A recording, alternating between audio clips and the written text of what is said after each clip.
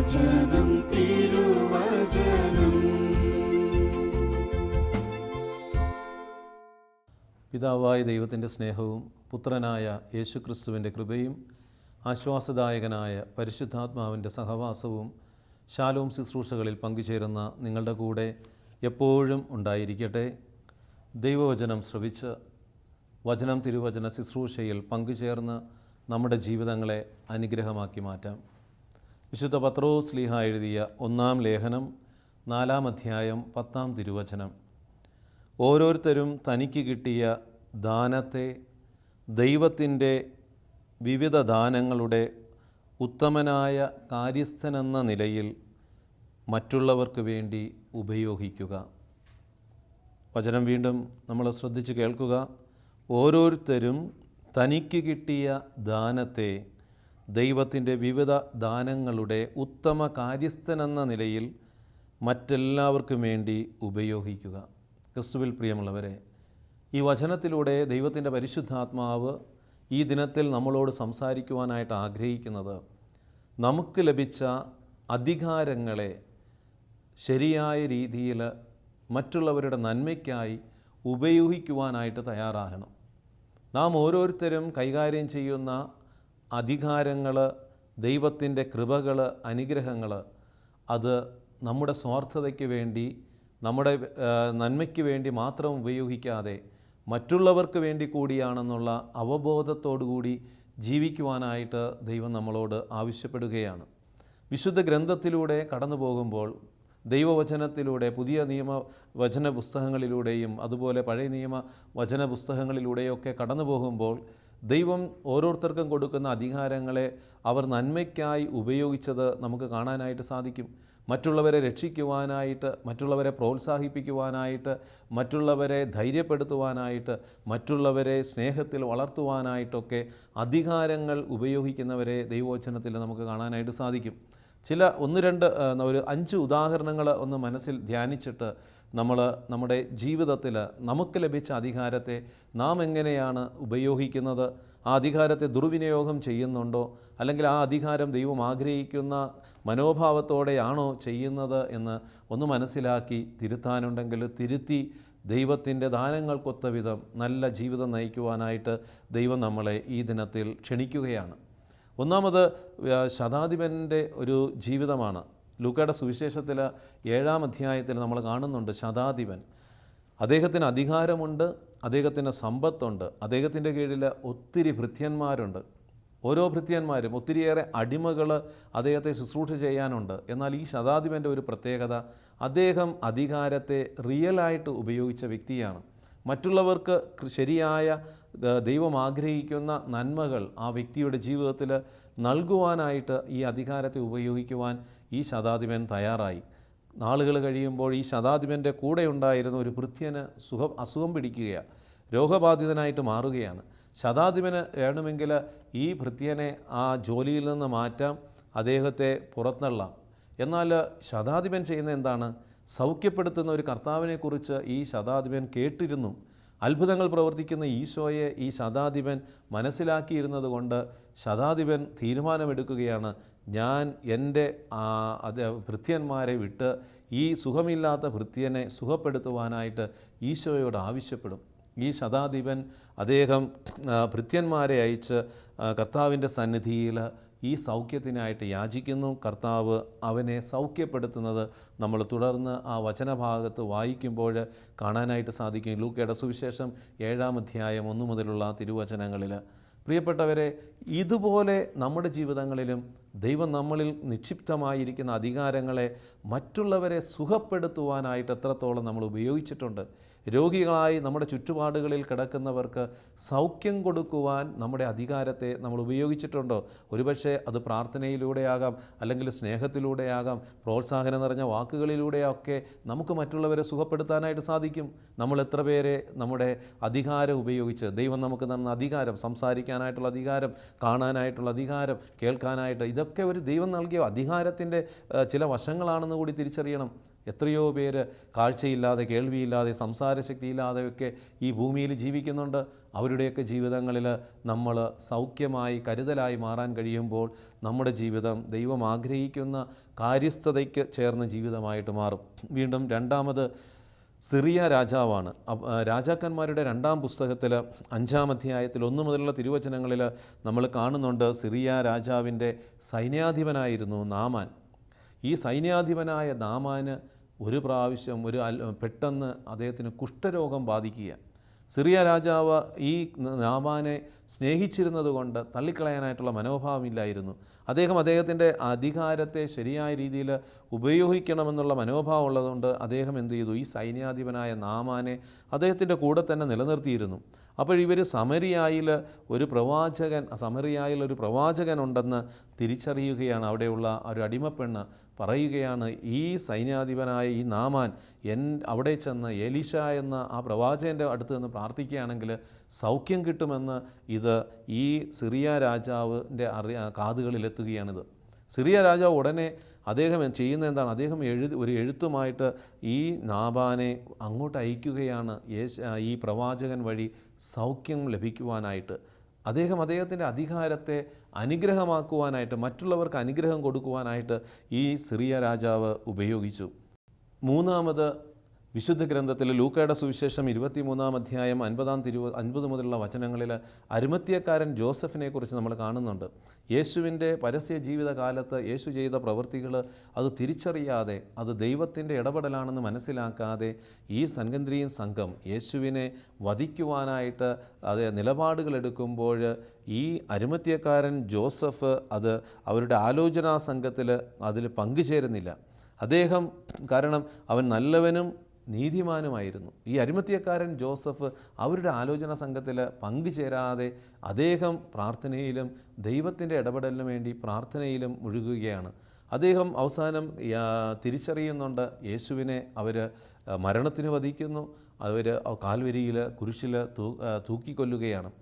അതിനുശേഷം ഈ ശരീരത്തെ അടക്കം ചെയ്യണമെന്നുള്ള ഒരു മനോഭാവം ഈ അരിമത്ത്യക്കാരൻ ജോസഫിൻ്റെ ഉള്ളിലേക്ക് കടന്നു വരികയാണ്.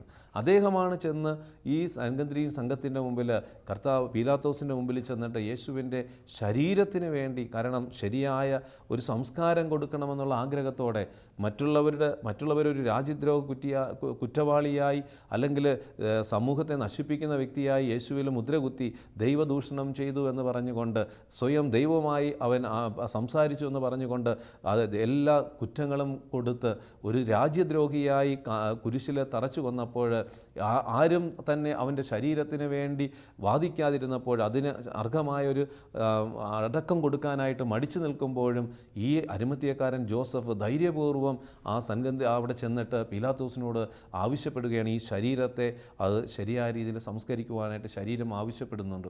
ഈ അരിമത്ത്യക്കാരൻ ജോസഫിന് വേണമെങ്കിൽ ഈ ഒരു കാര്യത്തിൽ ഇൻവോൾവ് ചെയ്യാതിരിക്കാം. എന്തിന്, എൻ്റെ ജീവിതത്തിലെ ഭാഗമല്ലല്ലോ, എനിക്കിതിൻ്റെ ആവശ്യമില്ലല്ലോ എന്ന് പറഞ്ഞുകൊണ്ട് അദ്ദേഹത്തിന് മാറിപ്പോകാം. പക്ഷേ അദ്ദേഹം നീതിപൂർവം ഈ കർത്താവായ യേശുവിൻ്റെ ആ മൃതശരീരം അടക്കം ചെയ്യുവാനായിട്ട് അദ്ദേഹം ഈ ശവശരീരത്തിനായിട്ട് യേശുവിൻ്റെ ശരീരത്തിന് വേണ്ടി പീലാത്തോസിനോട് ആവശ്യപ്പെടുകയാണ്. കാരണം അദ്ദേഹത്തിൽ നിക്ഷിപ്തമായ അധികാരത്തെ ഒരു നന്മ പ്രവൃത്തി ചെയ്യുവാൻ അദ്ദേഹം തയ്യാറായി.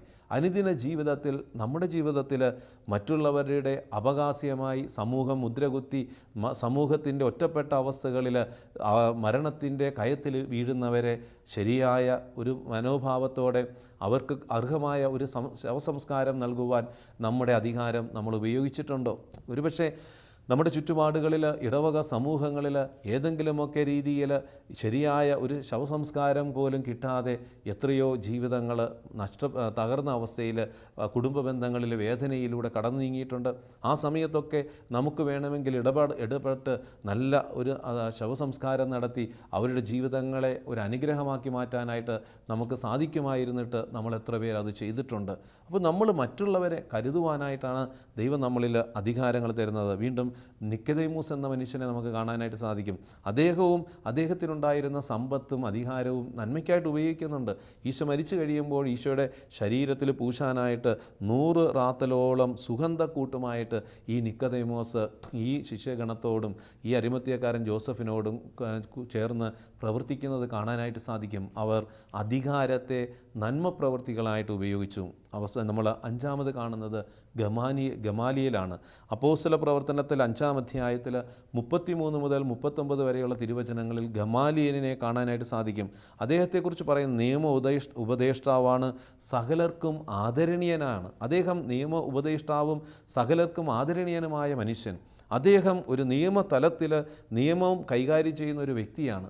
ഉപദേഷ്ടാവാണ്, സകലർക്കും ആദരണീയനായ മനുഷ്യനാണ്. ഈ ഫരിസേയ സംഘത്തിൽ അദ്ദേഹം ഉണ്ടായിരുന്നു. അപ്പോസ്തലന്മാരെ പിടിച്ചുകെട്ടി അവരെ നശിപ്പിക്കുവാനും യേശുവിൻ്റെ നാമത്തിൽ ഇനി ഒരിക്കലും സംസാരിക്കാൻ പാടില്ല എന്ന് പറഞ്ഞുകൊണ്ട് അവർ നിയമ നടപടികൾ എടുക്കുവാനായിട്ട്, കാരാഗ്രഹത്തിൽ അടയ്ക്കുവാനായിട്ടൊക്കെ അവർ തീരുമാനങ്ങൾ എടുത്തുകൊണ്ടിരിക്കുമ്പോൾ ഈ ഗമാലിയേൽ അവിടെ എഴുന്നേറ്റ് നിന്ന് പറയുകയാണ്, കാരണം നിങ്ങൾ ചെയ്യുന്നത് സ്വാർത്ഥപരമാണ്. ദൈവത്തിൽ നിന്ന് വരുന്നതാണെങ്കിൽ, അത് ദൈവികമായ ഇടപെടലുകളാണെങ്കിൽ അത് നശിപ്പിക്കുവാനായിട്ട് നമുക്ക് അവകാശമില്ല. അത് നശിപ്പിക്കുവാനായിട്ട് ഇത് ദൈവത്തിൻ്റെ പദ്ധതിയാണെങ്കിൽ നമ്മൾ ഇതിനെതിരെ മറുതലിച്ചാൽ ദൈവസന്നിധിയിൽ നമ്മൾ കണക്ക് കൊടുക്കേണ്ടി വരും. ദൈവത്തിൻ്റെ പദ്ധതി പ്രകാരം വരാത്ത കാര്യമാണെങ്കിൽ അത് കാലത്തിൻ്റെ യാത്രയിൽ അത് പൂർണ്ണമായിട്ട് നശിച്ചു പോയിക്കോളും. നമ്മൾ അതിനെതിരെ മറുതലിക്കേണ്ട ആവശ്യമില്ല. സംയമനം പാലിക്കണം, ക്ഷമ പാലിക്കണം, ശാന്തത പാലിക്കണം, കാത്തിരിക്കണമെന്ന് ഈ ഗമാലിയേൽ തൻ്റെ അധികാരം ഉപയോഗിച്ച് അവിടെ സംസാരിക്കുന്നത് കാണാനായിട്ട് സാധിക്കും. അവർ വലിയ കാർക്കശ്യമേറിയ നിയമ നടപടികളിലേക്ക് പോകാതെ അപ്പോസ്തലന്മാരെ അടിച്ചതിന് ശേഷം യേശുവിൻ്റെ നാമത്തിൽ ഇനി സംസാരിക്കരുതെന്ന് പറഞ്ഞ് അവരെ പറഞ്ഞു വിടുകയാണ്. അതല്ലെങ്കിൽ വേണമെങ്കിൽ ഈ അപ്പോസ്തലന്മാരെ മുഴുവനും കാരാഗ്രഹത്തിൽ അടച്ചിട്ട് അവർക്ക് കൊല്ലാനായിട്ട് അവകാശമുണ്ടായിരുന്നു. പക്ഷേ ഈ ഗമാലിയേലിൻ്റെ നയപരമായ ഇടപെടലുകൾ അവരുടെ ആ തീരുമാനത്തിൽ അല്പം അയവ് വരുത്തുവാനായിട്ട് സാധിച്ചുവെന്ന് നമുക്ക് കാണാനായിട്ട് സാധിക്കും. പ്രിയപ്പെട്ട സഹോദര സഹോദരി, നീ അധികാരം കൈയാളുന്ന വ്യക്തിയായിരിക്കാം. നിൻ്റെ അധികാരത്തെ ഏത് രീതിയിലാണ് നീ ഉപയോഗിക്കുന്നത്? ഗമാലിയലിനെ പോലെ നിയമമേഖലകളിൽ അല്ലെങ്കിൽ കോടതികളിലും നിയമങ്ങൾ കൈകാര്യം ചെയ്യുന്ന വ്യക്തിയാണെങ്കിൽ നീ നിൻ്റെ സ്വാർത്ഥതയ്ക്ക് വേണ്ടി, പണത്തിനു വേണ്ടി, അല്ലെങ്കിൽ നിനക്കിഷ്ടപ്പെട്ട വ്യക്തികളുടെ ഇഷ്ടമനുസരിച്ച് നീ നിൻ്റെ നിയമത്തെ നീ വളച്ചൊടിച്ചിട്ടുണ്ടെങ്കിൽ അധികാരത്തെ ദുർവിനിയോഗം ചെയ്യുന്ന വ്യക്തിയായി തരം താഴുകയാണ്. ക്ഷമയോടെ കാത്തിരിക്കുവാനും ദൈവത്തിൻ്റെ ഇടപെടലിന് വേണ്ടി ശാന്തതയോടെ ഇരിക്കുവാനും നിൻ്റെ അധികാരം നിന്നെ സഹായിക്കുന്നില്ലെങ്കിൽ എടുത്തടിച്ച് ഉടനെ തന്നെ മുന്നിൽ കാണുന്നതനുസരിച്ച് മറ്റുള്ളവരെ തകർക്കുവാൻ, നശിപ്പിക്കുവാൻ നീ നിലപാടുകൾ എടുക്കുമ്പോൾ ഈ അധികാരത്തെ ദുർവിനിയോഗം ചെയ്യുന്നു. വിശുദ്ധ പൗലോസ് അപ്പോസ്തലൻ കൊളോസ്സാർക്ക് എഴുതിയ ലേഖനത്തിൽ 3-ാം അധ്യായം 12 പറയാണ്, അതിനാൽ ദൈവത്തിൻ്റെ തിരഞ്ഞെടുക്കപ്പെട്ടവരും വാത്സല്യഭാജനങ്ങളും പരിശുദ്ധരുമെന്ന നിലയിൽ നിങ്ങൾ കാരുണ്യം, ദയ, വിനയം, സൗമ്യത, ക്ഷമ എന്നിവ ധരിക്കുവിൻ. ഓരോ അധികാര സ്ഥാനത്തിരിക്കുന്നവരും ദൈവം ആഗ്രഹിക്കുന്ന ഈ നന്മകളിൽ നിലനിന്ന് നിലപാടുകൾ എടുക്കാനായിട്ട് സാധിക്കണം. നിൻ്റെ അധികാരം കാരുണ്യത്തിന് വേണ്ടിയും ദയയുടെ മനോഭാവത്തോടെ പ്രവർത്തിക്കുന്നതിന് വേണ്ടിയും വിനയത്തിൻ്റെ മനോഭാവത്തോടെ മറ്റുള്ളവരെ ശുശ്രൂഷ ചെയ്യുന്നതിന് വേണ്ടിയും സൗമ്യതയോടെയും ക്ഷമയോടെയും നിലപാടുകൾ എടുക്കുവാനും വേണ്ടി നിൻ്റെ അധികാരം നിന്നെ സഹായിക്കണം. അത് ചെയ്യാത്ത അധികാരങ്ങളൊക്കെ പിശാച് നിൻ്റെ അധികാരത്തെ ദുർവിനിയോഗം ചെയ്യുന്നുവെന്ന് കൂടി മനസ്സിലാക്കണം. പ്രിയമുള്ളവരെ, അധികാരം അതൊരു റിയാലിറ്റിയാണെന്ന് നമുക്കറിയാം. ഭാര്യയുടെ മേൽ ഭർത്താവിന് അധികാരമുണ്ട്, അതൊരു റിയലാണ്. ഭർത്താവ് പറയും, കാരണം എൻ്റെ ഭാര്യ എനിക്ക് അധികാരമുള്ളതാണ്, അവളുടെ മേൽ എനിക്ക് അധികാരമുണ്ട്, എനിക്ക് റിയലാണ്. അത് അധികാരം ഒരു റിയലാണെന്ന് വാദിക്കുന്നവരെ കാണാനായിട്ട് പറ്റും. അത് പലതരത്തിൽ എന്താണ് ഈ അധികാരം റിയൽ എന്നുകൂടി ഒന്ന് ധ്യാനിക്കുന്നത്, മനസ്സിലാക്കുന്നത് നന്നായിരിക്കും. പ്രിയമുള്ളവരെ, റിയൽ എന്ന വാക്കിന് അതിൻ്റെ അർത്ഥം എന്ന് കൂടി മനസ്സിലാക്കണം. ആ രീതിയിലാണ് അധികാരത്തെ ഉപയോഗിക്കേണ്ടത്. റിയൽ എന്ന വാക്കിൽ ഈ 4 അക്ഷരങ്ങൾ കാണാനായിട്ട് സാധിക്കും. ഇത് 4 ക്വാളിറ്റീസാണ്. അധികാരം ഉപയോഗിക്കുന്നവർ, ഒരുപക്ഷെ ഭർത്താവ് വിചാരിക്കും എനിക്ക് ഭാര്യയുടെ മേൽ അധികാരമുണ്ട്, അതൊരു റിയലാണ്. അല്ലെങ്കിൽ ഏതെങ്കിലും ഒരു തൊഴിൽ മേഖലകളിലായിരിക്കുന്ന അല്ലെങ്കിൽ ഏതെങ്കിലും മാനേജർ, അദ്ദേഹത്തിൻ്റെ കീഴിൽ തൊഴിലാളികളുണ്ടെങ്കിൽ ഈ മാനേജറിന് കാരണം അദ്ദേഹത്തിന് തോന്നും റിയലാണ് ഈ അധികാരം, തൊഴിലാളികളുടെ മേലുള്ള എൻ്റെ അധികാരം അതൊരു റിയലായിട്ടുള്ള അധികാരമാണ്. അല്ലെങ്കിൽ ഏതെങ്കിലും രീതിയിൽ ഒരു യജമാനൻ, ഭൃത്യന്മാർ, അദ്ദേഹത്തിന് ഒത്തിരിയേറെ ഭൃത്യന്മാരുണ്ട്, അദ്ദേഹം തോന്നും അധികാരം കാരണം ഇവരുടെയൊക്കെ മേൽ എനിക്കൊരു അധികാരമുണ്ട്, അത് റിയലാണ് എന്ന് ഒരുപക്ഷെ ചിന്തിക്കുന്നുണ്ടായിരിക്കാം. മാതാപിതാക്കൾ അവരുടെ മക്കളുടെ മേൽ അവർക്കൊരു അധികാരമുണ്ട്, കാരണം ഞങ്ങളുടെ അധികാരമാണ്, കാരണം വേറെ ആർക്കും ഇല്ലാത്ത ഒരു അധികാരം റിയലാണ്, ആ മക്കളുടെ മേലുള്ള റിയലായിട്ടുള്ള അധികാരം ഞങ്ങൾക്കാണെന്ന് മാതാപിതാക്കൾ വിചാരിക്കുന്നുണ്ടാകാം. അതല്ലെങ്കിൽ ഏതെങ്കിലും ട്രാഫിക് ഉദ്യോഗസ്ഥൻ, റോഡിൽ ട്രാഫിക് നിയന്ത്രിക്കുന്ന ട്രാഫിക് ഉദ്യോഗസ്ഥൻ, അദ്ദേഹത്തിന് അധികാരമുണ്ട് ആ റോഡിലൂടെ പോകുന്ന വാഹനങ്ങളെ അദ്ദേഹത്തിന് നിയന്ത്രിക്കാം, അതിലൂടെ യാത്ര ചെയ്യുന്ന കാൽനടക്കാരെ നിയന്ത്രിക്കാൻ അവരുടെ മേൽ ഈ ട്രാഫിക് ഉദ്യോഗസ്ഥന് അധികാരമുണ്ട്, അതൊരു റിയലാണ്. അതല്ലെങ്കിൽ ഒരു പോലീസ് ഉദ്യോഗസ്ഥൻ, അല്ലെങ്കിൽ IG, അല്ലെങ്കിൽ ഏതെങ്കിലും കമ്മീഷണർ നിലയിൽ നിൽക്കുന്ന അദ്ദേഹത്തിൻ്റെ കീഴിലുള്ള ഉദ്യോഗസ്ഥരുടെ മേൽ അധികാരമുണ്ട്. ഇതൊക്കെ റിയലാണെന്ന് നമുക്കറിയാം. എന്നാൽ റിയൽ എന്ന വാക്കിൻ്റെ അർത്ഥം എന്താണ്, ലക്ഷ്യം എന്താണെന്ന് പലപ്പോഴും നമ്മൾ മനസ്സിലാക്കാറില്ല. ഈ അക്ഷരത്തിൽ ഈ 4 അക്ഷരങ്ങൾ കാണാനായിട്ട് പറ്റും റിയൽ എന്ന വാക്കിൽ. ഒന്ന്, റിയൽ റെപ്രസെൻറ്റ് റെസ്പെക്റ്റിംഗ്. നീ മറ്റുള്ളവരെ ബഹുമാനിക്കണം.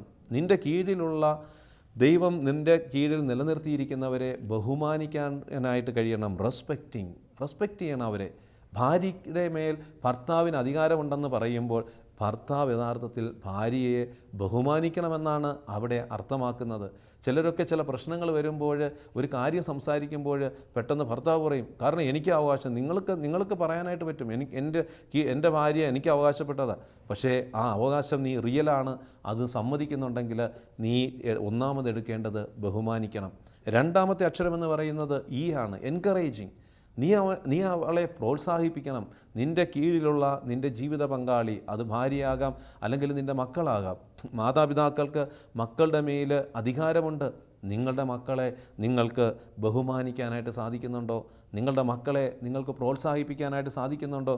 മൂന്നാമത് അഫേമിങ്, ശക്തിപ്പെടുത്തുന്നതായിരിക്കണം അധികാരം. മറ്റുള്ളവരെ ശക്തിപ്പെടുത്തണം. നിൻ്റെ അധികാരം, നിൻ്റെ മേൽ ഒരു വ്യക്തിയുടെ മേൽ നിനക്കൊരു റിയലായിട്ടുള്ള അധികാരമുണ്ടെങ്കിൽ അത് മൂന്നാമത് ചെയ്യേണ്ടത് അഫേമിങ്, ശക്തിപ്പെടുത്തണം, ധൈര്യപ്പെടുത്തണം. നിൻ്റെ അധികാരം വെച്ച് നീ മറ്റുള്ളവരെ ഭീഷണിപ്പെടുത്തുന്നുണ്ടോ? മറ്റുള്ളവരെ നഷ്ടധൈര്യരാക്കി മാറ്റുന്നുണ്ടോ? അവർ ഭയത്തോടും വിറയലോടും കൂടെ പേടിച്ച് നിൽക്കാൻ തക്ക വിധം നിൻ്റെ കാർക്കശ്യവും നിൻ്റെ ഭീരത്വമായ മനോഭാവങ്ങളും നിലപാടുകളും കാരണമാകുന്നുണ്ടെങ്കിൽ അത് മാറണമെന്നാണ് ദൈവത്തിൻ്റെ പരിശുദ്ധാത്മാവ് ആഗ്രഹിക്കുന്നത്. അധികാരം റിയലാണെങ്കിൽ ആ നാലാമത്തെ അക്ഷരത്തിൻ്റെ അർത്ഥമെന്ന് പറയുന്നത് സ്റ്റാൻഡ് ഫോർ ലവിങ്, സ്നേഹമാണ്. അധികാരം സ്നേഹത്തിന് ഉപയോഗിക്കാനുള്ളതാണ്. അപ്പോൾ റിയൽ എന്ന് പറയുമ്പോൾ ആ അധികാരത്തിൽ ഈ 4 ക്വാളിറ്റി ഉണ്ടാകണം. റെസ്പെക്റ്റ് ചെയ്യണം, ബഹുമാനിക്കണം, എൻകറേജ് ചെയ്യണം, പ്രോത്സാഹിപ്പിക്കണം, അഫേമിങ്, ശക്തിപ്പെടുത്തണം, ധൈര്യപ്പെടുത്തണം, ലവിങ്, സ്നേഹിക്കണം, മറ്റുള്ളവരെ സ്നേഹിക്കണം. ഈ 4 ക്വാളിറ്റീസ് ഒരു അധികാരം കൈയാളുന്ന വ്യക്തിയുടെ ജീവിതത്തിൽ ഉണ്ടാകുമ്പോൾ ആ അധികാരം കൃപയായി മാറും, അഭിഷേകമായിട്ട് മാറും. ഇതാണ് നമ്മൾ ഈ തിരുവചനത്തിൽ ഇന്ന് നമ്മൾ നമ്മുടെ അധികാരത്തെ ഉപയോഗിക്കണമെന്ന് ദൈവം പഠിപ്പിക്കുമ്പോൾ ഈ ഒരു കാഴ്ചപ്പാടുണ്ടാകണം. ഭാര്യയുടെ മേൽ ഭർത്താവിന് അധികാരമുണ്ട്. ഈ അധികാരത്തെ ദൈവം ആഗ്രഹിക്കുന്നത് ബഹുമാനിക്കുവാനും പ്രോത്സാഹിപ്പിക്കുവാനും ശക്തിപ്പെടുത്തുവാനും സ്നേഹിക്കുവാനുമാണ്. മാതാപിതാക്കൾക്ക് മക്കളുടെ മേൽ അധികാരമുണ്ടെന്നും ആ അധികാരം ദൈവം നൽകിയിരിക്കുന്നതും അത് എന്തിനു വേണ്ടിയാണെന്ന് ചോദിക്കുമ്പോൾ മക്കളെ ബഹുമാനിക്കണം, മക്കളെ പ്രോത്സാഹിപ്പിക്കണം, മക്കളെ ശക്തിപ്പെടുത്തണം, മക്കളെ സ്നേഹിക്കണം. ഒരു യജമാനന് അദ്ദേഹത്തിൻ്റെ കീഴിൽ ഒത്തിരി ഭൃത്യന്മാരുണ്ടാകാം, ജോലിക്കാരുണ്ടാകാം. ആ ജോലിക്കാരെയൊക്കെ ദൈവം നൽകുകയും അവരുടെ മേൽ നിനക്ക് അധികാരം തന്നിരിക്കുന്നതും ദൈവം ആഗ്രഹിക്കുന്നത് നീ അവരെ ബഹുമാനിക്കണം, പ്രോത്സാഹിപ്പിക്കണം, ശക്തിപ്പെടുത്തണം, സ്നേഹിക്കണം. ഒരു പോലീസ് ഉദ്യോഗസ്ഥൻ യഥാർത്ഥത്തിൽ അദ്ദേഹത്തിന് അധികാരമുണ്ട്, പല മേഖലകളിൽ അധികാരം ഉണ്ടായിരിക്കാം. പോലീസ് ഉദ്യോഗസ്ഥൻ ഏറ്റവും ഉയർന്ന നിലയിൽ റാങ്കിലുള്ള ഉദ്യോഗസ്ഥന് അദ്ദേഹത്തിൻ്റെ കീഴിന്മേലുള്ള ഒത്തിരി പോലീസ് ഉദ്യോഗസ്ഥർ കാണാൻ പറ്റും. ഓരോ സ്റ്റേജസ് അനുസരിച്ച് അദ്ദേഹത്തിൻ്റെ കീഴിൽ അനേകം തലങ്ങളിൽ ജോലി ചെയ്യുന്ന പോലീസ് ഉദ്യോഗസ്ഥരെ കാണാൻ പറ്റും. എന്നാൽ മുകളിൽ നിൽക്കുന്ന അധികാരി താഴേക്കിടയിലുള്ളവരെ ഈ 4 കാര്യങ്ങൾക്ക് വേണ്ടിയാണ് ദൈവം അവരെ നിൻ്റെ മേൽ പരമേൽപ്പിച്ചിരിക്കുന്നതെന്ന് തിരിച്ചറിയണം. നീ ഏത് തലത്തിലായിക്കൊള്ളട്ടെ, ഒരു അഡ്വക്കേറ്റ് ആകാം, ഒരു പോലീസ് ഉദ്യോഗസ്ഥനാകാം, ഒരു ടീച്ചറാകാം, അല്ലെങ്കിൽ ഒരു മതബോധന അധ്യാപകനാകാം, അധ്യാപികയാകാം, സഭയിലെ ഏതെങ്കിലും ശുശ്രൂഷകൾ കൈകാര്യം ചെയ്യുന്ന വ്യക്തിയാകാം, ഒരു ഇടവകയിലെ ഒരു പുരോഹിതനാകാം, അല്ലെങ്കിൽ ഒരു രൂപതയിലെ ഒരു മെത്രാനാകാം, അല്ലെങ്കിൽ ആഗോള സഭയിൽ ഏതെങ്കിലുമൊക്കെ അധികാരങ്ങൾ കൈകാര്യം ചെയ്യുന്ന വ്യക്തിയാകാം. ദൈവം ഇത് നിനക്ക് നൽകിയത് വിശ്വസ്തരായ കാര്യസ്ഥനെ പോലെ നന്മ ചെയ്യുവാൻ വേണ്ടിയാണ്. എങ്ങനെ നന്മ ചെയ്യാമെന്ന്, നിൻ്റെ അധികാരം എങ്ങനെ ദുർവിനിയോഗം ചെയ്യപ്പെടാതെ നന്മയ്ക്ക് ഉപകരിക്കാമെന്ന് നീ ചിന്തിക്കുന്നുണ്ടെങ്കിൽ നീ നിൻ്റെ അധികാരം റിയലായി ഉപയോഗിക്കണം. റിയലായി ഉപയോഗിക്കുക എന്ന് പറഞ്ഞാൽ നീ നിൻ്റെ കീഴിലുള്ളവരെ ബഹുമാനിക്കണം, നിൻ്റെ കീഴിലുള്ളവരെ പ്രോത്സാഹിപ്പിക്കണം, നിൻ്റെ കീഴിലുള്ളവരെ ശക്തിപ്പെടുത്തണം, ധൈര്യപ്പെടുത്തണം, നിൻ്റെ കീഴിലുള്ളവരെ സ്നേഹിക്കണം. ഈ 4 കാര്യങ്ങൾ ചെയ്തുകൊണ്ട് നിൻ്റെ അധികാരത്തെ നീ ഉപയോഗിച്ചാൽ അത് സ്വർഗീയമായ അധികാരവും അനുഗ്രഹവുമായി മാറും. മറ്റതൊക്കെ പിശാചിൻ്റെ അധികാരമായിട്ട് മാറും. പിശാചിൻ്റെ അധികാരമെന്ന് പറയുന്നത് മറ്റുള്ളവരെ ബഹുമാനിക്കുന്നതല്ല. മറ്റുള്ളവരെ, അവരുടെ വ്യക്തിത്വത്തെ ബഹുമാനിക്കാതെ അവരുടെ വ്യക്തിത്വത്തെ, നന്മയെ തകർക്കുന്ന അധികാരം അത് പിശാചിൻ്റെ അധികാരമാണ്. മറ്റുള്ളവരെ പ്രോത്സാഹിപ്പിക്കാത്ത അധികാരങ്ങളൊക്കെ പിശാചിൻ്റെ അധികാരമാണ്. കാരണം ഒരു വ്യക്തി നന്മ ചെയ്താൽ, ഒരു വ്യക്തി ഏതെങ്കിലും ഒരു നല്ല കാര്യം ചെയ്യുമ്പോൾ, അല്ലെങ്കിൽ നിൻ്റെ കുടുംബത്തിൽ ആരെങ്കിലുമൊക്കെ ഒരു നന്മ പ്രവൃത്തി ചെയ്തെന്ന് കാണുമ്പോൾ അവരെ പ്രോത്സാഹിപ്പിക്കുവാൻ നിൻ്റെ അധികാരം നിന്നെ സഹായിക്കുന്നില്ലെങ്കിൽ അത് പിശാചിൻ്റെ അധികാരമാണെന്ന് ഈ ദിനത്തിൽ തിരിച്ചറിയണം. അതോടൊപ്പം തന്നെ ശക്തിപ്പെടുത്തുന്നതായിരിക്കണം നിൻ്റെ അധികാരം. മറ്റുള്ളവരെ ശക്തിപ്പെടുത്താനായിട്ട് കഴിയുന്നുണ്ടോ? നിൻ്റെ മുമ്പിൽ മറ്റുള്ളവർക്ക് ധൈര്യത്തോടെ വരാൻ പറ്റുന്ന ആ സ്വാതന്ത്ര്യമുണ്ടോ? നിൻ്റെ മുമ്പിൽ നിൽക്കുമ്പോൾ അവർക്കൊരു ബലമുണ്ടെന്നുള്ള ഒരു ധൈര്യം ഹൃദയത്തിലും മനസ്സിലും ചിന്തകളിലും അവർക്കുണ്ടെങ്കിൽ നീ അധികാരം ശരിയായി ഉപയോഗിക്കുന്ന വ്യക്തിയാണ്. മറ്റുള്ളവരെ സ്നേഹിക്കുന്ന മനോഭാവം നിൻ്റെ ജീവിതത്തിലുണ്ടോ? മറ്റുള്ളവർക്ക് നീ സ്നേഹിക്കുന്ന വ്യക്തിയാണെന്ന് തിരിച്ചറിയുവാൻ കഴിയുന്ന വിധം നിൻ്റെ അധികാരം നീ ഉപയോഗിക്കുവാനായിട്ട് സാധിക്കുമ്പോഴാണ് പ്രിയമുള്ളവരെ അധികാരം ദൈവത്തിൻ്റെ പദ്ധതി പ്രകാരമുള്ള നന്മയുടെ തലത്തിലേക്ക് നീങ്ങുന്നത്. അതല്ലാത്തതൊക്കെ തിന്മയാണെന്ന് നമ്മൾ തിരിച്ചറിയണം. അതല്ലാത്തതൊക്കെ തിന്മയായി തിരിച്ചറിയണം. ഈ തിരുവചനത്തിൻ്റെ ആരംഭത്തിൽ ഞാൻ 5 തലങ്ങളിൽ അധികാരത്തെ മനോഹരമായി മറ്റുള്ളവർക്ക് ഉപകാരപ്രദമായ രീതിയിൽ ഉപയോഗിച്ചവരെ കാണാനായിട്ട് പറ്റും. അവർക്ക് കിട്ടിയ അധികാരത്തെ, അവരുടെ കീഴിലുള്ളവരെ അവർ ബഹുമാനിച്ചു. ശതാധിപൻ തൻ്റെ ഭൃത്യനെ ബഹുമാനിച്ചു. ശതാധിപനും സിറിയ രാജാവുമൊക്കെ അധികാരങ്ങളെ നന്മയ്ക്കായിട്ട് ഉപയോഗിച്ചു. അതാണ് പത്രോസ് ശ്ലീഹായുടെ 1-ാം ലേഖനത്തിൽ 4-ാം അധ്യായം 10-ാം തിരുവചനം ആവർത്തിച്ച് വീണ്ടും നമ്മളോട് പറയുക, ഓരോരുത്തരും തനിക്ക് കിട്ടിയ ദാനത്തെ, അധികാരത്തെ, ദൈവത്തിൻ്റെ വിവിധ ദാനങ്ങളുടെ ഉത്തമനായ കാര്യസ്ഥനെന്ന നിലയിൽ മറ്റുള്ളവർക്ക് വേണ്ടി ഉപയോഗിക്കുക. അധികാരം മറ്റുള്ളവർക്ക് നന്മയായി മാറണമെങ്കിൽ നീ റിയലാണ്, എൻ്റെ അധികാരം റിയലാണെന്ന് നീ കരുതുന്നുണ്ടെങ്കിൽ ആ റിയലിൻ്റെ അർത്ഥം ഇന്ന് മനസ്സിലാക്കണം. റിയൽ എന്ന് പറഞ്ഞാൽ നിൻ്റെ അധികാരം ഉപയോഗിച്ച് നീ മറ്റുള്ളവരെ ബഹുമാനിക്കണം, നിൻ്റെ അധികാരം ഉപയോഗിച്ച് മറ്റുള്ളവരെ പ്രോത്സാഹിപ്പിക്കണം, നിൻ്റെ അധികാരം ഉപയോഗിച്ച് മറ്റുള്ളവരെ ശക്തിപ്പെടുത്തണം, നിൻ്റെ അധികാരം ഉപയോഗിച്ച് മറ്റുള്ളവരെ സ്നേഹിക്കണം. പ്രാർത്ഥനയിലൂടെ, നിൻ്റെ പ്രവൃത്തികളിലൂടെ, നിൻ്റെ ഇടപെടലുകളിലൂടെ ഈ അധികാരത്തെ നന്മയ്ക്കായി ഉപയോഗിക്കുവാൻ തയ്യാറായാൽ കർത്താവിൻ്റെ കൃപയും കരുതലും സംരക്ഷണവും നിൻ്റെ അധികാരത്തിൻ്റെ മേലും, നീ എടുക്കുന്ന നിലപാടുകളുടെ മേലും, നിൻ്റെ പ്രവർത്തന മണ്ഡലങ്ങളിലും നിനക്ക് അനുഭവിക്കുവാനായിട്ട് സാധിക്കും. അധികാരം കൈകാര്യം ചെയ്യുന്നവർ പലപ്പോഴും ഒത്തിരി സംഘർഷങ്ങളിലൂടെ കടന്നു പോകുന്നത് കാണാനായിട്ട് സാധിക്കും. ചില അധികാരങ്ങൾ അവരെ ഭാരപ്പെടുത്തുന്ന അനുഭവങ്ങൾ തരുന്നതായിട്ട് പരാതിപ്പെടാറുണ്ട്. കാരണം ഈ അധികാരം എങ്ങനെ വിലയിരുത്തും, ഈ അധികാരം എങ്ങനെ ശരിയായി ഉപയോഗിക്കുമെന്നൊക്കെ കൺഫ്യൂസ്ഡായിട്ട് ആകുലപ്പെടുന്നവരെ കാണാനായിട്ട് പറ്റും. അവർ കർത്താവിൻ്റെ സന്നിധിയിൽ നിങ്ങളുടെ അധികാരത്തെ സമർപ്പിച്ച് ദൈവസന്നിധിയിൽ പ്രാർത്ഥിക്കുക. നിങ്ങളുടെ കീഴിലുള്ള ദൈവം നൽകിയിരിക്കുന്ന അധികാരം കൈകാര്യം ചെയ്യുവാൻ നിങ്ങളുടെ കീഴിൽ ദൈവം നൽകിയിരിക്കുന്ന ആ തലങ്ങളിലുള്ള വ്യക്തികൾക്ക് വേണ്ടി നിങ്ങൾ ആത്മാർത്ഥതയോടെ പ്രാർത്ഥിച്ചാൽ നിങ്ങൾക്ക് നിങ്ങളുടെ അധികാരത്തെ ദുർവിനിയോഗം ചെയ്യാത്ത വിധം നന്മയ്ക്കായിട്ട് ഉപയോഗിക്കുവാനായിട്ട് പറ്റും. മറ്റുള്ളവരുടെ നന്മയാണ് ദൈവം ആഗ്രഹിക്കുന്നത്. നമ്മുടെ ഓരോരുത്തരുടെയും നന്മയ്ക്ക് വേണ്ടി നമുക്ക് ലഭിച്ച അധികാരത്തെ ദുർവിനിയോഗം ചെയ്യാതെ നന്മയ്ക്കായിട്ട് ഉപയോഗിക്കാം. ഒരു കുഞ്ഞിന് പോലും അധികാരത്തിലേക്ക് കടന്നു വരാം. ഒരു സ്കൂളിൽ ഒരു ബെഞ്ചിലെ മറ്റ് കുട്ടികളുടെ കോമ്പോസിഷൻ നോക്കുവാനായിട്ട്, അല്ലെങ്കിൽ അവിടുത്തെ ഡിസിപ്ലിൻ നോക്കുവാനായിട്ട് ടീച്ചർ ഒരു കുട്ടിക്ക് അധികാരം കൊടുക്കുമ്പോൾ നടക്കുമ്പോൾ ആ കുഞ്ഞ് തിരിച്ചറിയണം, ഈ അധികാരം ദൈവം തന്നതാണ്. എന്തിനു വേണ്ടി? കൂടെയുള്ള നിൻ്റെ കീഴിലുള്ള കുട്ടികളെ സ്നേഹിക്കുവാനും ബഹുമാനിക്കുവാനും പ്രോത്സാഹിപ്പിക്കുവാനും ശക്തിപ്പെടുത്തുവാനുമാണ്. സ്കൂൾ ലീഡർ, ഒരുപക്ഷെ ഒരു സ്കൂളിലെ ഒരു ലീഡറായിട്ട് നിന്നെ തിരഞ്ഞെടുത്തിട്ടുണ്ടെങ്കിൽ ഈ അധികാരം ദൈവം നിനക്ക് തന്നത് നിൻ്റെ അധികാരത്തിലൂടെ നീ മറ്റുള്ളവരെ ബഹുമാനിക്കണം, റെസ്പെക്റ്റ് ചെയ്യണം, മറ്റുള്ളവരെ പ്രോത്സാഹിപ്പിക്കണം, മറ്റുള്ളവരെ ശക്തിപ്പെടുത്തണം, മറ്റുള്ളവരെ സ്നേഹിക്കണം. ഏതൊരു അധികാരവും ഈ തലങ്ങൾക്ക് വേണ്ടിയാണ്, ഈ കാര്യങ്ങൾ ചെയ്യുവാൻ വേണ്ടിയാണെന്ന് തിരിച്ചറിഞ്ഞ് ആ ഒരു അവബോധത്തോടെ നമുക്ക് നമ്മുടെ അധികാരങ്ങളെ ഉപയോഗിച്ച് കർത്താവ് നമുക്ക് വേണ്ടി കാത്തുവച്ചിരിക്കുന്ന നിത്യ സൗഭാഗ്യം, നിത്യമായ ജീവിതത്തിൽ ഭാഗമാകാവുവാൻ ഈ അധികാരങ്ങൾ നമ്മെ സഹായിക്കണം. അതല്ലെങ്കിൽ നമ്മൾ നിരാശപ്പെടും, നമ്മുടെ ജീവിതത്തിൽ തകർച്ചകൾ കടന്നു വരും. അന്ത്യവിധിയിൽ ദൈവം തന്ന അധികാരത്തെ നമ്മൾ ദുർവിനിയോഗം ചെയ്തിട്ടുണ്ടെങ്കിൽ അന്ത്യവിധിയിൽ നമ്മൾ കണക്ക് ബോധിപ്പിക്കേണ്ടി വരും. ഈ ദിനത്തിൽ ഏതൊരു ചെറിയ അധികാരവും വിശ്വസ്തയോടെ അത് നിർവഹിക്കുവാനായിട്ടുള്ള കൃപയ്ക്ക് വേണ്ടി നമുക്ക് പ്രാർത്ഥിച്ചുകൊണ്ട് ദൈവസന്നിധിയിൽ ഈ ചിന്തകൾ നമുക്ക് സമർപ്പിക്കാം. കാരുണ്യവാനായ ദൈവമേ, ഞങ്ങൾ കൈകാര്യം ചെയ്യുന്ന അധികാരത്തെ എപ്രകാരം വിനിയോഗിക്കണമെന്നാണല്ലോ ഈ ദിനത്തിൽ ഞങ്ങളോട് നീ പറഞ്ഞു തന്നിരുന്നത്. കർത്താവേ, ഈ തിരുവചനം കേട്ടുകൊണ്ടിരിക്കുന്ന എല്ലാവരും ഏതെങ്കിലുമൊക്കെ തലത്തിൽ അധികാരങ്ങൾ കൈകാര്യം ചെയ്യുന്നവരാണല്ലോ. ഭാര്യയ്ക്ക് ഭാര്യയുടെ മേൽ, ഭർത്താവിൻ്റെ മേൽ,